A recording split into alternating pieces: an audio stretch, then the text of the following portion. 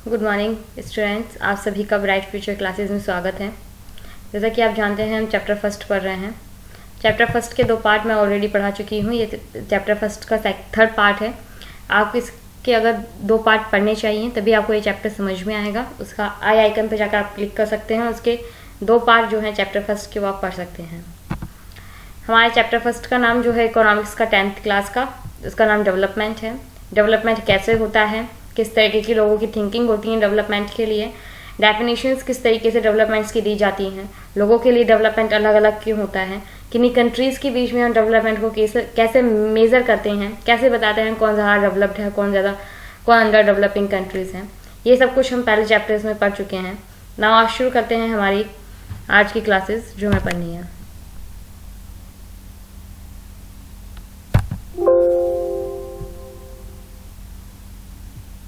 देखिए, जैसे कि हमने इसकी कुछ टेबल्स थी वो हम देख चुके थे, ऊपर का हम पढ़ चुके थे, जैसे कि आपको याद है, मैं आपको बता चुकी थी इसके बारे में। ये एक टेबल दी हुई है, इसमें आपको दिखाया हुआ है कि हरियाणा की जो इन्फेंट मोर्टेलिटी रेट है वो पर 1000 में 2017 का डाटा दिया हुआ है कि 30 बच्चों की वहाँ जन्म हुआ करता था। जो लिटरेसी रेट बताई हुई है 82% लिटरेसी रेट है वहाँ की। ठीक है, ऐसे ही आपको केरला और बिहार का बताया हुआ है। ये टेबल्स आपको ढंग से देख लेनी है। नाउ ये अब आपसे पूछा जा रहा है कि what does this table show, कि ये टेबल जो है वो क्या दिखा रही है।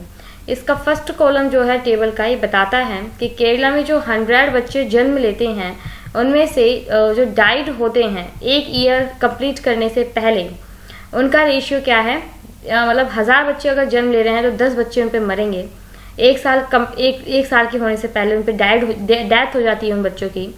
अगर हरियाणा में हम इस रेशियो को देखें उसे ही हम इन्फेंट मोर्टेलिटी रेट बोल देते हैं। यानी 1 साल का जब बच्चा होता है, किसी बच्चे का जन्म हुआ, 1000 बच्चों का जन्म हुआ, हमने 1000 बच्चों की एवरेज निकाली लिया कि 1000 बच्चों के जन्म पर, और 1000 बच्चों के बच्चे जो हैं वो 1 साल जब अपना कंप्लीट करते हैं, यानी जब उन्हें 1 साल का होना होता है उससे पहले ही जो मर चुके होते हैं, यानी 1 साल कंप्लीट करने से पहले ही जिनकी डेथ हो जाती है, उन चिल्ड्रंस को, उसी को हम बोलते हैं इन्फेंट मोर्टेलिटी रेट। तो इसमें क्या है, इसका प्रोपोर्शन हम देखें तो केरला में 1000 बच्चों पर 10 ऐसे बच्चों की जो है डेथ होती है। हरियाणा में देखें तो ये 30 होता है, मतलब 1000 बच्चों पे जो जन्म लेते हैं उनमें 30 बच्चों की जो डेथ है वो 1 साल से पहले हो जाती है। तो हम देखेंगे कि हरियाणा के केरला के कंपैरिजन में हरियाणा में ये रेशियो ज़्यादा देखने को मिलता है, which is 2 times more than Kerala, जो कि केरला से दुगना है। On the other hand, the per capita income of Haryana is more than that Kerala. जबकि हम पर कैपिटा इनकम जो हम देखते हैं तो वो देखेंगे कि हरियाणा की पर कैपिटा इनकम ज़्यादा है केरला के कंपैरिजन में, जैसे कि आपको इस टेबल में दिखाया गया है। सभी को अपने बच्चे प्यारे होते हैं एज यू थिंक, और जब किसी के यहाँ कोई बेबी होता है तो क्या होते हैं, सब लोग बहुत खुश होते हैं, जश्न मनाते हैं। लेकिन मान लीजिए कि उन पेरेंट्स के बारे में सोचिए जिनके बच्चे 1 साल उनका फर्स्ट बर्थडे सेलिब्रेट भी वो नहीं कर पाते हैं और उनकी डेथ हो जाती है। वो उनके लिए कितना पेनफुल होता होगा उन पेरेंट्स के लिए। हम देखेंगे कि ये जो डाटा आपको दिया गया है ये 2017 का डाटा दिया गया है। तो अब हम जो है कुछ पुरानी इंडिपेंडेंस के टाइम की बात करते हैं। जो मेट्रो सिटीज़ वगैरह हैं जहाँ बड़े बड़े शॉपिंग मॉल्स जो हैं वो आपको देखने को मिलते हैं। ठीक है, बड़ी बड़ी बिल्डिंग्स आपको देखने को मिलती हैं। वहाँ भी ये प्रॉब्लम जो है कम देखने को नहीं मिलती है। हम ये नहीं कह सकते कि बड़े शहरों में ये हमें इन्फेंट मोर्टेलिटी रेट जो है वो कम देखने को मिलेगी, छोटे शहरों में ये हमें देखने को ज़्यादा मिलेगी। इस तरीके से हम आपको नहीं बता सकते। जो लास्ट कॉलम है हमारी टेबल 1.4 का, वो हमें बताता है कि हाफ ऑफ चिल्ड्रन जो हैं बिहार में, जो कि 14 से 15 साल के होते हैं, वो स्कूल अटेंड नहीं करते हैं 8th क्लास के बाद। क्यों? या तो वो 8th क्लास से पहले ही स्कूल छोड़ देते हैं, या वो 8th क्लास तक की भी एजुकेशन जो है उन्हें कंप्लीट नहीं करते हैं। इसका मतलब ये नहीं है कि उन्हें स्कूल जाना पसंद नहीं है या बिहार में स्कूल नहीं है। बिहार में स्कूल हैं, लेकिन कुछ ऐसी चीज़ें हैं, कुछ ऐसे कंडीशंस हैं जिनकी वजह से वो स्कूल नहीं जा पाते। उनकी इकोनॉमिक कंडीशन इतनी अच्छी नहीं होती क्योंकि उन्हें 2 वक्त का खाना खाना है, तो 2 वक्त का खाना इन्हें एजुकेशन से नहीं मिलेगा। मान लीजिए कोई 14 से 15 साल के बच्चे हो जाते हैं तो गरीब लोग क्या सोचते हैं, जितने ज़्यादा बच्चे होंगे उतनी ही हमारी आर्थिक स्थिति, उतने ही कमाने वाले होंगे, और जितना वो कमाएंगे उससे क्या होगा, हमें 2 वक्त का खाना मिल जाएगा। तो इनकी क्या सोच होती है कि ये लोग बच्चों को स्कूल पढ़ने भेजेंगे, इससे बढ़िया ये कहेंगे कि तुम जाके 2 रुपये कमा लो, कहीं जाके कहीं मजदूरी कर लो, वहाँ तुम्हें कम से कम 2 रुपये मिल जाएंगे, 2 वक्त का खाना मिल जाएगा। स्कूल में जाने से क्या फायदा होगा तुम्हारा। तो मैंने जैसे कि आपको पहले बताया था कि डेवलपमेंट के लिए जैसे कि एजुकेशन होनी चाहिए, हेल्थ फैसिलिटीज अच्छी होनी चाहिए, हमें न्यूट्रिशनल फूड्स खाना चाहिए। ये लोग भी वही सोच सकते हैं जो कि डेवलप्ड है, ठीक है, जो कि विकसित है, उनकी अच्छी कंडीशन, इकोनॉमिक कंडीशन उन लोगों की अच्छी है। जिन लोगों को 2 वक्त का खाना ही नहीं मिल रहा, वो पहले ये सोचेंगे एजुकेशन के बारे में, बाद में सोचेंगे पहले हम क्या करें, 2 वक्त की रोटी मिल जाए, हम वो काम करना पसंद करेंगे। तो देखते हैं कि बिहार में हमें ज़्यादा गरीबी देखने को मिलती है, तो वहाँ इस तरीके की सिचुएशंस हमें देखने को मिलती हैं। If they had happened to you, what you would not be able to read, you are reading now। अगर ऐसा आपके साथ हुआ होता तो आज आप रीडिंग कर नहीं पाते, जैसे कि आप पढ़ नहीं पाते, लेकिन आज आप पढ़ रहे हो, ये आपके लिए बहुत अच्छी बात है, ठीक है। जो बच्चे कहते हैं ना कि हमें पढ़ना पसंद नहीं है, तो उन लोगों से पूछो जिन लोगों को पढ़ने के लिए मिलता भी नहीं है। तो देखते हैं पब्लिक फैसिलिटीज़ के बारे में बात करते हैं। How is it that the average person in Haryana has more income than average person of Kerala। अगर हम देखें तो केरला की, जैसे मैंने आपको बताया, पर कैपिटल इनकम जो है हरियाणा की ज़्यादा है केरला के कंपैरिजन में। लेकिन क्या मनी से आप सब कुछ खरीद सकते हो कि सारी सर्विसेज जो हैं, जो आपको लाइफ को जीने के लिए ज़रूरी हैं, तो क्या आप वो आपने जो मनी है उससे खरीद सकते हो? ऐसा नहीं है। अगर हम प्रेजेंट टाइम की बात करें तो अभी एक वायरस फैला हुआ है, कोरोना वायरस। जैसा कि आप सब लोग कोरोना वायरस के बारे में अच्छे से जानते होंगे। ये कोरोना वायरस फैला हुआ है। ये कोरोना वायरस जो है, ये देख के नहीं आता कि कौन अमीर है कौन गरीब है, ठीक है। इसके डिफरेंट तरीके के स्ट्रेन्स हैं, आपको वो नहीं देखना है, आपको ये समझना है कि मान लीजिए किसी अमीर व्यक्ति को कोरोना हो गया, ठीक है, उसके जो है रिच मैन है कोई, उसके कोरोना हो गया और उसकी फैमिली के पास बहुत मनी है, ठीक है, वो उसका अपना सारा मनी उसके ऊपर खर्च कर देगी, लेकिन वो एक ऐसी बीमारी से ग्रसित है जिसका कोई इलाज ही नहीं है। तो इनके पास पैसे होने या ना होने से क्या फर्क पड़ता है? अगर इसको ऐसी कोई बीमारी हो गई, मान लीजिए कोरोना ही हो गया, लेकिन उसकी इलाज ही संभव नहीं है, उसको मतलब बहुत ज़्यादा दिक्कत हो रही है, तो उसके पास कितना भी मनी हो वो उसे बचा पाएगा? बिल्कुल नहीं बचा पाएगा। तो इसीलिए आपसे कह रहे हैं कि मनी जो है लाइफ की सारी नीड्स को फुलफिल नहीं कर सकता। So, income by itself is not completely adequate indicator of material goods and services that citizens are able to use। ठीक है, तो हमें क्या है, एक ऐसा इंडिकेटर नहीं है जिससे कि हम सब कुछ चीज़ जो है हमारी फुलफिल कर सकें। For example, normally your money can not buy you pollution free environment. जैसे कि आपका जो मनी है, आप उससे एक पॉल्यूशन फ्री एनवायरमेंट नहीं खरीद सकते, आप मिलावटी सामानों से दूर नहीं रह सकते, ठीक है। अगर आप मार्केट में दूध लेने जा रहे हो, उसमें कुछ मिलावट हो रही है, चाहे वो उसके कितने ही पैसे दो, आपको मिलावट ही मिलेगी उसमें, ठीक है। आप किसी दुकान पे स्वीट खरीदने जाते हो तो उस सारी स्वीट्स में मिठाई, कोई सी मिठाई ले लीजिए, महंगी वाली ले लीजिए, सस्ती वाली ले लीजिए। हो सकता है कि महंगी वाली में कम मिलावट की हो, सस्ती वाली में ज़्यादा मिलावट की हो, मिलावट तो है, तो आप उसे नहीं खरीद सकते, ठीक है। तो ये क्या चीज़ें क्या हैं, कम्युनिटी में पहले से ही सब चीज़ें जो होती हैं वो होती हैं, आप नहीं खरीद सकते इन्हें।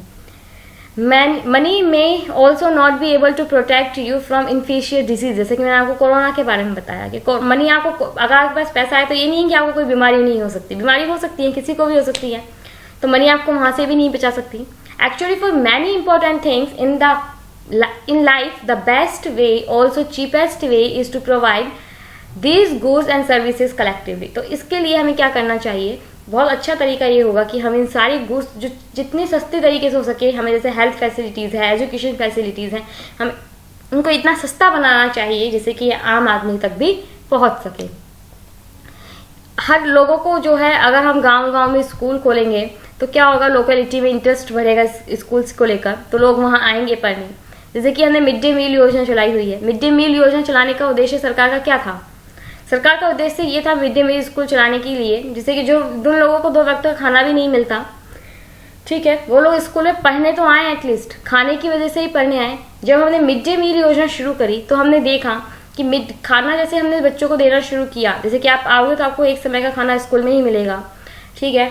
तो उससे क्या हुआ, काफ़ी सारे बच्चों का एनरोलमेंट हुआ स्कूल में। तो उससे क्या हुआ, हमारी सरकार काफ़ी हद तक इस चीज़ के लिए तो श्योर हुई कि उन बच्चों को हम क्या कर सकते हैं, एजुकेशन प्रोवाइड करवा सकते हैं, यानी चीपेस्ट वे उनको, जिससे कि उनको फैमिलियर बना दिया, ठीक है। So actually able to study because many other children also want to study, because many people believe that government should open schools and provide other facilities so that all children have chance to study. Even in now many areas, children, particularly girls, are not able to go in high school because of the government society had not provide educate facilities. अब हम देखते हैं कि हमारी सरकार को क्या एक फ्रेंडली एजुकेशन जो एनवायरनमेंट है वो भी प्रोवाइड करवाना चाहिए। जैसे कि अगर हम गर्ल्स की बात करें तो गर्ल्स क्या है, हाई लेवल्स की जो, जैसे कि मान लीजिए किसी गांव में अगर 8वीं क्लास तक की स्कूल है तो वो 8th क्लास तक एजुकेशन ले लेगी, लेकिन 12th क्लास की नहीं लेगी। किसी में 12th क्लास की एजुकेशन है, 12th क्लास तक की गवर्नमेंट स्कूल है, वो वहाँ एजुकेशन ले लेगी, उसके बाद ही ले पाएगी। क्यों? क्योंकि हमारे यहाँ इतनी अच्छी फैसिलिटीज़ है नहीं, जैसे कि क्या है गर्ल्स को बाहर भेजना लोग सिक्योर फील करें। तो हमें एक ऐसे एनवायरनमेंट को फील करना ज़रूरी होगा, एक ऐसा एनवायरनमेंट तैयार करना ज़रूरी होगा जिससे कि क्या है गर्ल्स को भी जो है बाहर आके पढ़ने की, उन्हें हाई एजुकेशन प्रोवाइड करवाने का मौका मिले। तो काफ़ी सारी चीज़ें हैं जिनके बारे में हमें फोकस करना होगा।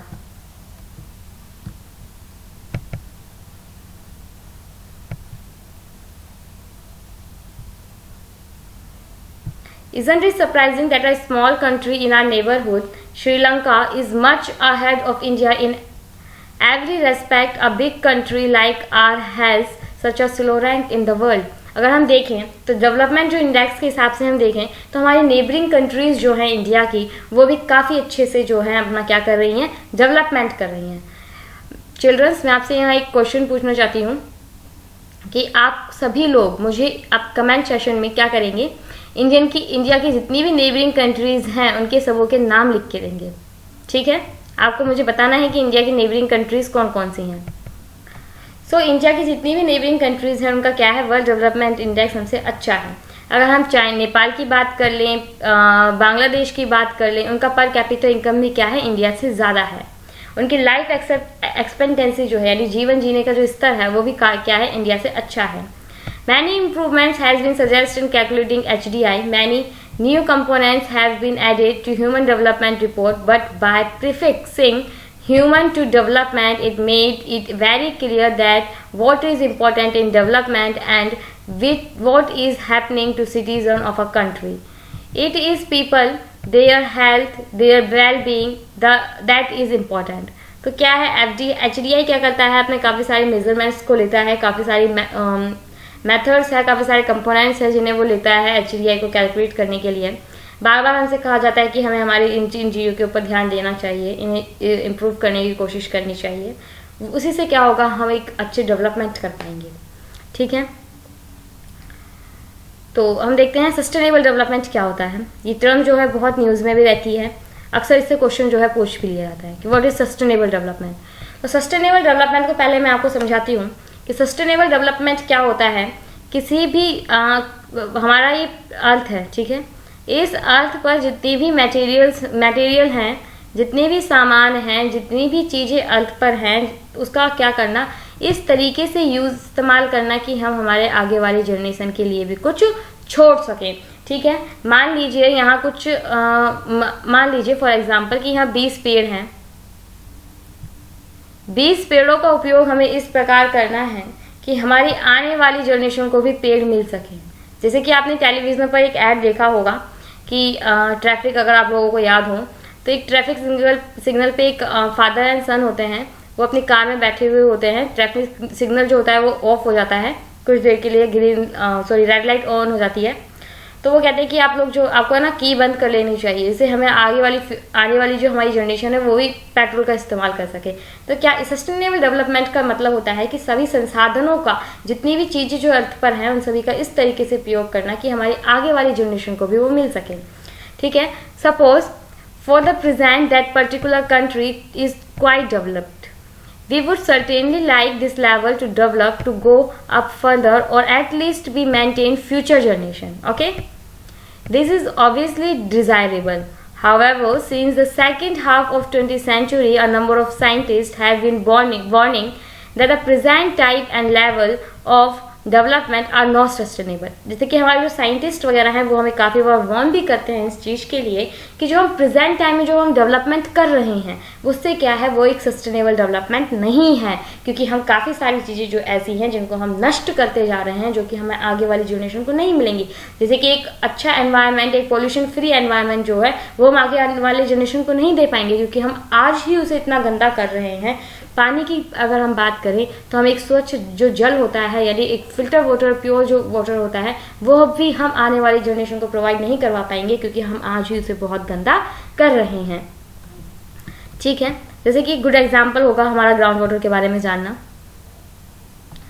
ग्राउंड वाटर जो है एक बेस्ट एग्जाम्पल है रिन्यूएबल सोर्स का। जैसे कि आप लोगों को पता होगा रिन्यूएबल सोर्स क्या होते हैं और नॉन रिन्यूएबल सोर्स क्या होते हैं। तो रिन्यूएबल सोर्स वो सोर्स होते हैं जैसे कि हमारे प्लांट्स हैं, क्रॉप्स हैं, हमारे ट्रीज हैं, ऑक्सीजन है, हमारे कोल हैं, ये क्या है सारे सोलर एनर्जीज हैं, ये क्या है हमारे रिन्यूएबल सोर्स है, यानी एक बार खत्म हो गया तो हम इन्हें दोबारा भी जनरेट कर सकते हैं। ठीक है, बट नॉन रिन्यूएबल सोर्स वो सोर्स होते हैं जो कि एक बार अगर खत्म हो गए तो अगर आपने उनको काफ़ी समय तक यूज़ में, ज़्यादा तक उसका आप यूज़ करते रहे तो एक समय के बाद खत्म हो जाएंगे। उनके कुछ स्टॉक हैं वो फिक्स्ड हैं अर्थ पर, ठीक है, जिन्हें दोबारा नहीं बनाया जा सकता। हम उन जो हमारे रिसोर्सेज हैं उन्हें हम दोबारा जल्दी से नहीं बना सकते हैं। ठीक है, अगर वो एक बार ख़त्म हो गए तो इसका मतलब वो है ख़त्म हो गए, उन्हें हम दोबारा नहीं बना पाएंगे। ठीक है, तो ये जो आपको एग्जाम्पल था ये समझ में आ गए होंगे। तो इसीलिए क्या बोला जाता है कि ग्राउंड वाटर का प्रयोग भी आप धीरे धीरे करो, क्योंकि ऐसा नहीं है कि आज आपने ग्राउंड वाटर का यूज़ कर लिया तो कल दोबारा ग्राउंड वाटर फिर से जनरेट हो जाएगा। तो consequence of environment degradation do not respect national और स्टेट बाउंड्रीज। देखिए कि ये जो चिंता का विषय है, एनवायरमेंट किसी एक कंट्री के लिए चिंता का विषय नहीं है, किसी एक राज्य के लिए चिंता का विषय नहीं है, ये संपूर्ण विश्व के लिए चिंता का विषय है। क्योंकि ये जो हमारा एनवायरमेंट है, पूरा पृथ्वी का एनवायरमेंट है, पृथ्वी का एनवायरमेंट है, सभी के लिए मतलब तकलीफ का कारण होगा, किसी एक कंट्री के लिए तो स्पेसिफिकली कारण नहीं बनेगा। तो इसीलिए हमें क्या करना चाहिए, सस्टेनेबल डेवलपमेंट का जो है इस्तेमाल ज़्यादा से ज़्यादा करना चाहिए। जैसे कि हमारे फिलोसफर, साइंटिस्ट वगैरह हमें अक्सर इसके बारे में जागरूक भी करते रहते हैं। In general question development progress, अगर हमें इससे पूछा जाए कि डेवलपमेंट क्या है तो आई नो इसके ऊपर बहुत ज़्यादा डिबेट छिड़ सकती है। तो ये जो था हमारा चैप्टर था। नेक्स्ट क्लास में हम इसे क्या करेंगे, क्वेश्चन आंसर्स करेंगे, देखेंगे कि क्या क्या क्वेश्चन जो हैं इसमें पूछे गए हैं। ये सारे क्वेश्चन जो हैं हम नेक्स्ट उस पर करेंगे, और आपको इसकी क्वेश्चंस की PDF जो है मेरे Telegram channel bright future classes से मिल जाएगी। उसका लिंक आपको डिस्क्रिप्शन में दिया हुआ है, आप वहाँ से इसे ले लें। Thank you students, thank you very much.